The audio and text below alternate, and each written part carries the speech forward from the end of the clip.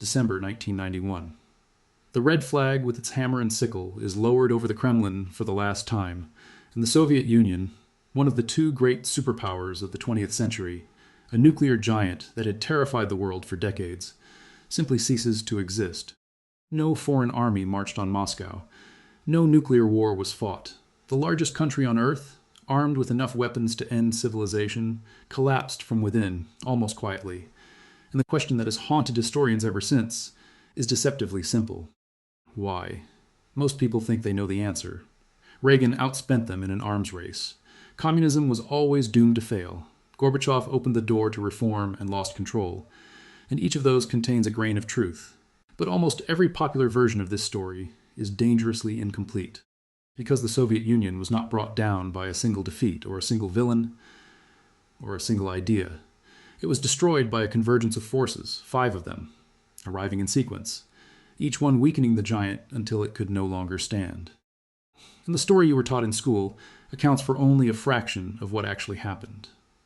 So let us go through the 5 forces that truly brought down the Soviet Union, starting with the one that struck at the very lifeblood of the Soviet state. Money, specifically oil money. Here is something most people do not understand about the Soviet economy. By the 1970s and 1980s, this supposedly self-sufficient communist superpower had become dangerously dependent on one thing to stay afloat: selling oil and gas to the outside world. The Soviet Union sat on vast reserves of oil, and when global oil prices were high, as they were through much of the 1970s, the Soviets earned enormous amounts of hard currency, foreign money, by exporting it. And that hard currency was absolutely vital, because the Soviet economy could not feed itself. It could not produce enough food or enough advanced technology to meet its own needs. So it used the money from oil exports to import grain to feed its people and to buy technology from the West. Oil revenue was the lifeline that kept the whole creaking system running. And then, in the mid-1980s, that lifeline was cut. In 1985, Saudi Arabia, the largest oil producer in the world, dramatically increased its oil production, flooding the global market with crude. And when you flood a market with supply, the price collapses. The global price of oil plummeted. For the Soviet Union, this was a catastrophe. In a matter of months, a huge portion of its hard currency income simply vanished, by some estimates, tens of billions of dollars in revenue gone.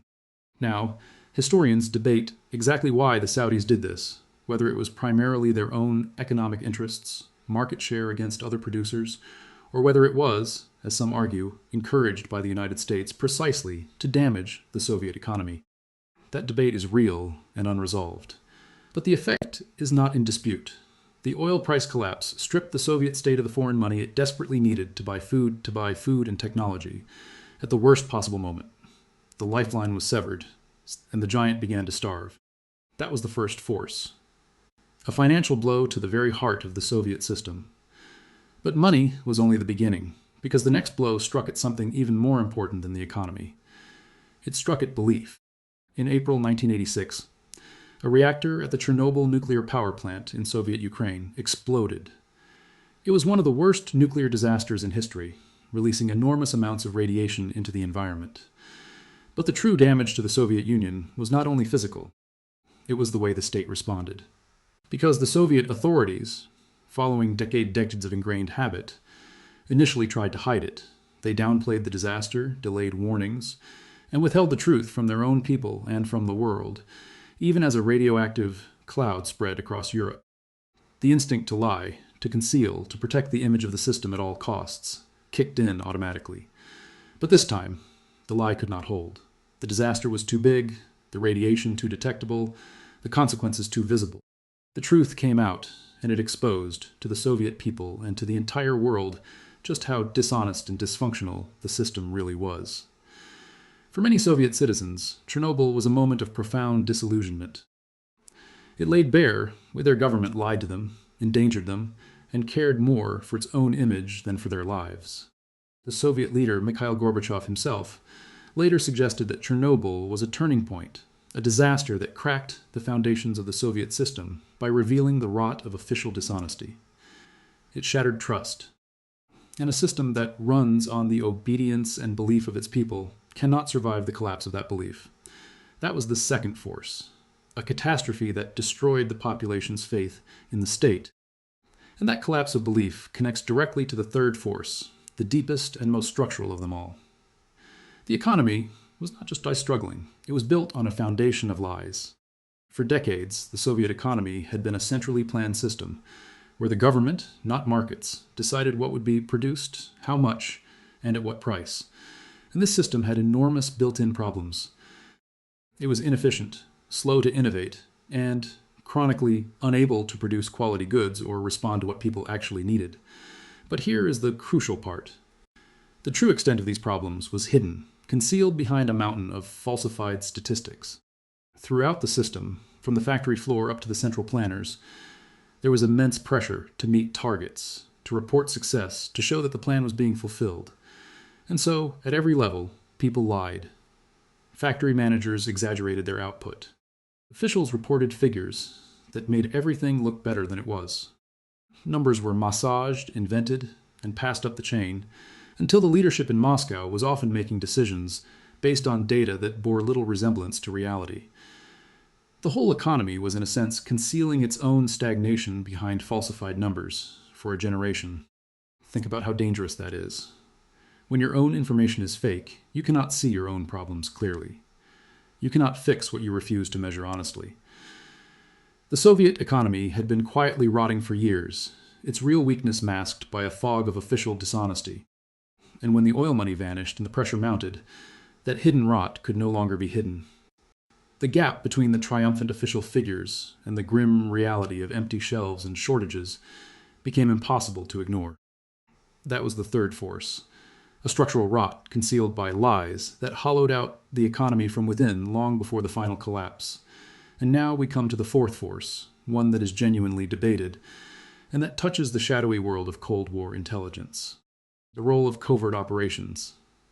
According to some accounts, including declassified records and the work of certain researchers, the United States and its intelligence services engaged in covert operations designed to damage the Soviet economy and its technological base.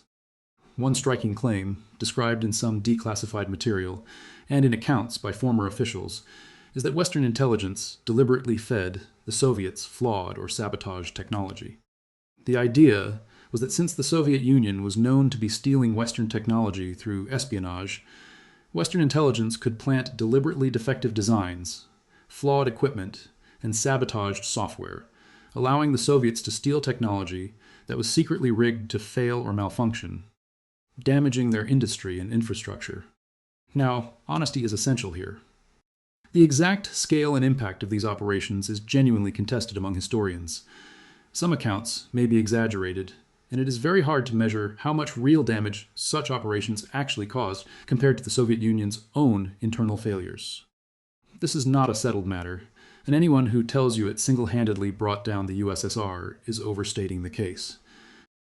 But it is a documented part of the story, a reminder that the Soviet system was under deliberate external pressure, its weaknesses actively exploited by adversaries who understood exactly where it was vulnerable. That was the fourth force. External pressure and covert operations, real but debated in their impact, adding strain to an already breaking system. And now we arrive at the fifth force, the one that most textbook accounts still underweight, and perhaps the most revealing of them all. Because in the end, a system does not just collapse from economic pressure. It collapses when the people who are supposed to defend it stop defending it. And that is exactly what happened. The Soviet Union was run by a vast class of elite administrators, party officials, and managers known as the nomenklatura. These were the people who held the positions of power, who ran the ministries, the factories, the party apparatus, the whole machinery of the state. They were the ones sworn, in effect, to uphold and defend the communist system. It was their system, their power, their privilege, their status, all came from it. And here is the crucial insight. As the system began to fail, and as reforms under Gorbachev began to open up the economy, many of these elites made a cold, rational calculation. They looked at the crumbling system, and they realized something. In a transition away from communism towards some form of market economy, they were perfectly positioned to convert their political power into personal, private wealth. Think about it. They controlled the factories, the resources, the enterprises, the state assets. If the state-owned economy were to be broken up and privatized, who would be best placed to seize ownership of those assets, to become the new owners, the new capitalists, the new rich, the very insiders who already controlled them? The nomenklatura. So a significant part of the ruling class, the very people meant to be the guardians of the Soviet system, quietly calculated that they would personally do better if the old system ended and a new one began, one in which they could grab ownership of the wealth they currently only managed. And so they stopped defending it. They stopped believing in it, if they ever truly had. When the moment of crisis came, the elite class that should have fought to preserve the Soviet Union had, in many cases, already decided that its collapse would make them rich. And they were right. In the years that followed the collapse, many former Soviet officials and insiders did exactly this, seizing control of formerly state-owned industries and resources, and transforming themselves into fabulously wealthy oligarchs. The system was not only failing from the bottom, it was being abandoned and quietly cashed in from the top. That was the fifth force, and perhaps the most decisive, a ruling class that concluded it was more profitable to let the system die than to save it. So look at all five forces together, arriving in sequence, converging on the giant. First, the collapse of oil prices in 1985, which stripped the state of the money it needed to survive. Second, the Chernobyl disaster of 1986, which shattered the people's faith in a government that lied to them. Third, the structural rot of an economy concealing its stagnation behind falsified statistics for a generation. Fourth, external pressure and covert operations that exploited Soviet weaknesses. And fifth, the defection of the nomenklatura, the ruling elite, who decided they would profit more from the system's death than its survival. No single one of these brought down the Soviet Union. It was their convergence, their arrival together, in a short and devastating window, that broke the giant.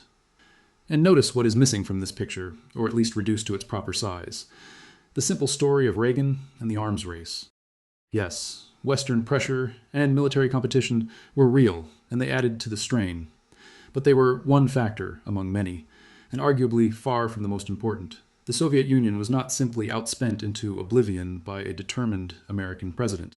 It was undermined by oil markets, by its own dishonesty, by structural rot it had hidden for decades, by external sabotage, and above all, by the quiet betrayal of its own ruling class. Now, honesty demands that we acknowledge the debates here, because every one of these five forces is contested by serious historians. Some emphasize the economic factors above all. Others stress the role of Gorbachev's reforms, which, in trying to save the system through openness and restructuring, may have accelerated its collapse. Others point to the deep, long-term unsustainability of central planning, or to the power of nationalism in the Soviet republics that wanted independence. The exact weight of each factor is genuinely argued over, and this is not a claim to have settled the matter. But what is not seriously contested is this. The simple story most people were taught, that America won the Cold War by outspending a doomed enemy, accounts for only a fraction of what actually happened. The real collapse was more complex, more internal, and in many ways more human. It was a story of oil revenues and institutional lies, of a shattered faith in a rotting foundation, and of the moment a ruling class decided it was more profitable to stop believing in the system it ran. And that final point may be the deepest lesson of all. Systems, however mighty, however armed, however feared, ultimately depend on the belief and loyalty of the people who run them. When the guardians of a system quietly conclude that they would be better off without it, when the elite sworn to defend it begin, one by one, to calculate their private advantage in its destruction, then no amount of weapons or territory or ideology can save it. The Soviet Union did not fall to an invading army. It fell because, in the end, too many of the people holding it up simply let go. Which leaves a genuinely fascinating question, and I want to know where you land on it. Of all five forces, the collapse of oil prices, the disaster of Chernobyl, the falsified statistics that hid the rot, the covert operations from outside, and the defection of the ruling elite, which one do you believe truly delivered the fatal blow to the Soviet Union? Tell me in the comments what you think, because historians still argue over this fiercely, and I do not believe there is a simple answer. And if this pulled apart a story you thought you understood, if you want more history where the real cause is hidden beneath the one everyone repeats, then subscribe and stay with us. Because the next story we are opening up is another moment where the world was told one thing, while the truth sat buried in the ledgers the entire time. You will not want to miss it.